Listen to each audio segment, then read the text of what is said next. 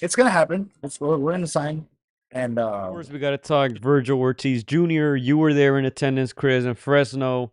He got a first round stoppage yet again.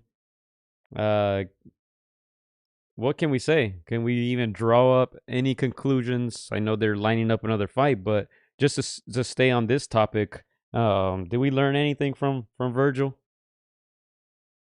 I think for me the biggest takeaway is we wanted to see where Virgil's at right now. Obviously, you can't see a whole lot with not many rounds getting in, but because of the health scare, Gio, because of all those health issues, people feeling that it derailed him a little bit his trajectory. And, people were just wondering when were we going to see Virgil back to his peak, and it doesn't get better than the first round knockout. So it almost feels like Virgil is back to his old self. Of course, we know he's back with with Robert over there in Riverside. So it almost feels like he never left. It almost feels like that health issue that he had never happened. So I guess the biggest takeaway is it almost feels like he's back. He's back on track, in my opinion. Yeah, I mean, still showing the power, still 100% KO ratio. I believe it's 21 wins now, 21 KOs. And obviously a lot of people were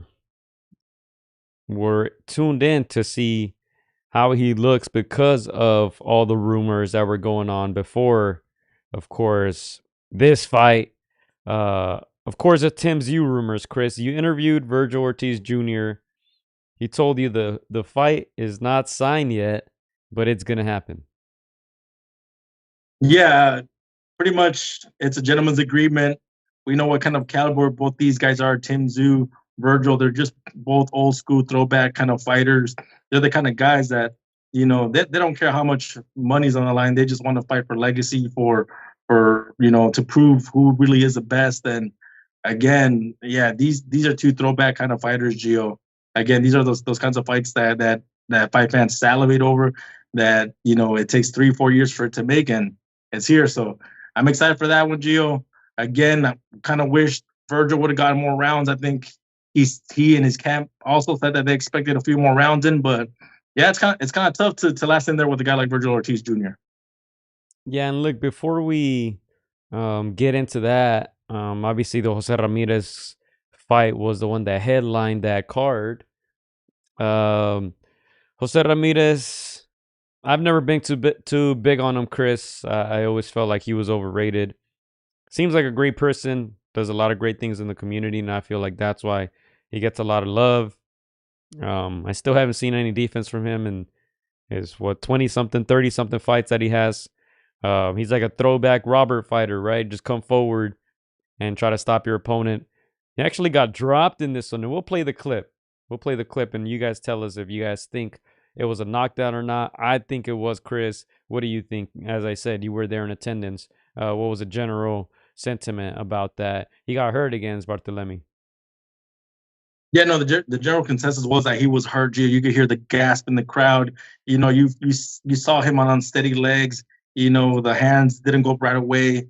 It almost felt like Bartholomew was gonna, catch another big shot, hurt him. It was one of those fights where even though Bartholomew was losing rounds, it almost felt one big shot could have changed the fight, and it almost happened. But yeah, definitely a knockdown in our opinion. Bartholomew, messed up the pooch, he messed up the, that moment.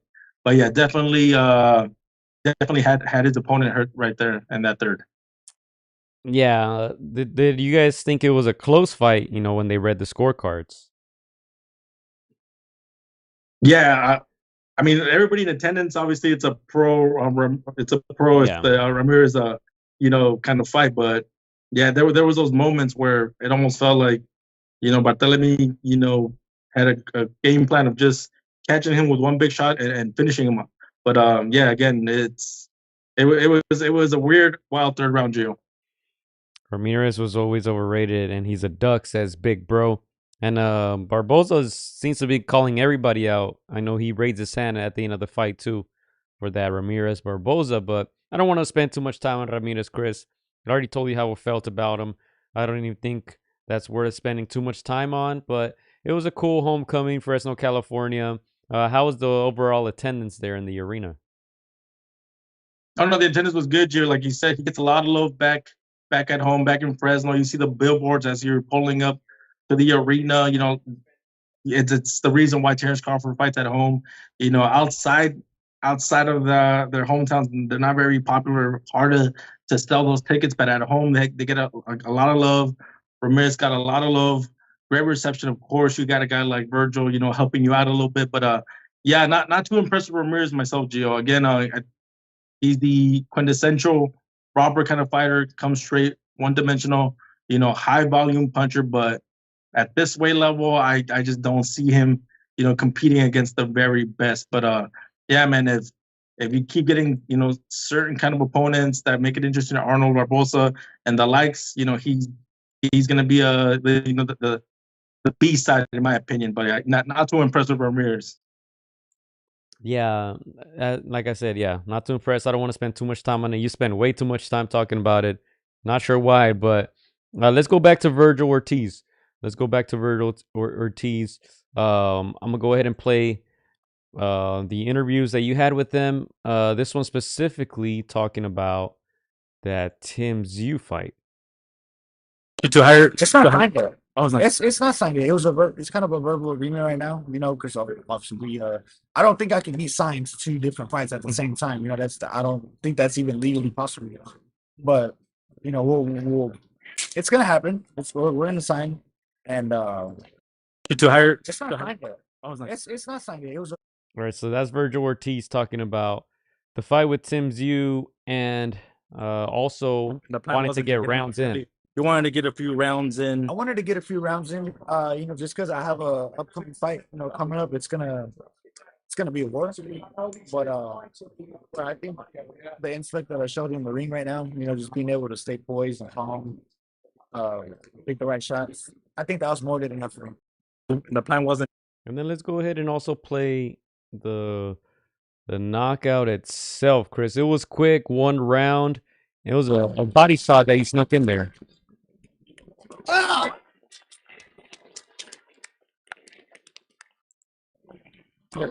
So you guys see the body shot there on your screens. Chris, give us your thoughts. As I said, 1 round, it was quick. Virgil said as soon as he landed it, he knew that was probably it for Delorme. He said he smirked, when he landed it because he knew it was a hard punch. He said he didn't put all the power behind it either. That it was just landing in the right spot, as you guys see it there. Snuck in that left. What are your thoughts there? 1 round only, 1 round. Yeah, earlier in the round he hits Delorme, and then again, like you said, he perfectly positions his shot. Delorme goes down. I was one of those guys in attendance, Joe. Even though obviously we like to see Virgil get knocked down, I'm like, oh man, this guy's not gonna get up, man. Of course, we wanted to see Virgil get rounds. We wanted to see him punish his opponent some more. But yeah, as soon as it went down, you hear the roar of the crowd, and we knew it was over. Yeah, so I guess now is what's next for Virgil. We kind of know August 3rd. They're trying to set it up, and what a card, man. If they're able to pull this off, where is it? It's right here. So it's supposed to be, Terrence Crawford needs all the help he can get, man. That guy's out here selling 30,000 pay-per-views. So finally, it seems like he's gonna sell. Obviously, it's not for him, but look at this undercard, man. David Morrell against Radivoje Kalasic. I think that's one of the weaker fights. Virgil Ortiz Jr. against Tim Tszyu. This was very interesting. BoxRec had it up already before this fight with Delorme. Isaac Pitbull Cruz against Jose Rayo Valenzuela. Andy Cruz against Antonio Moran. Andy Ruiz Jr. against Gerald Miller, Big Baby. And they're also saying if Wilder can pass that Big Bang Zhang test, that he might be fighting Jared Anderson on this card. Now, I don't want to be that guy, but, people were talking about, best card ever. I think that's going a little too far. I've seen much better cards, man. Y'all better rewind and take a look at those Don King cards. I don't think these compare to that. I think when they're saying best card ever, it's because they haven't been around the sport. It's about 20 years from the late 80s, 90s, early 2000s, with those Tyson, Don King kind of cards, but it's the best card we've seen in a long time, Gio. We gotta give them credit on that. You can make 3-4 main events, such as just the way Virgil, Senior said. You could make multiple main events. Even I forgot that there were certain cards, headlining this event, because a fight like Tim Tszyu and Virgil Jr. is a main event in itself. I say Pitbull Cruz versus Rayo, take my money now. Yeah, again, this card is stacked, the best card in my opinion over the last 5 years for sure. So yeah, again, it's a mini throwback to the Don King days.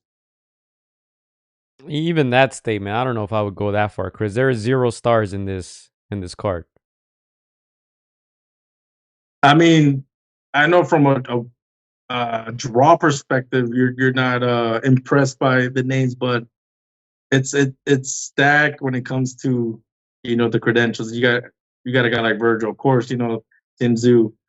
They don't have the huge accolades like other people, like the Canelos, but these are the guys that people love in the sport.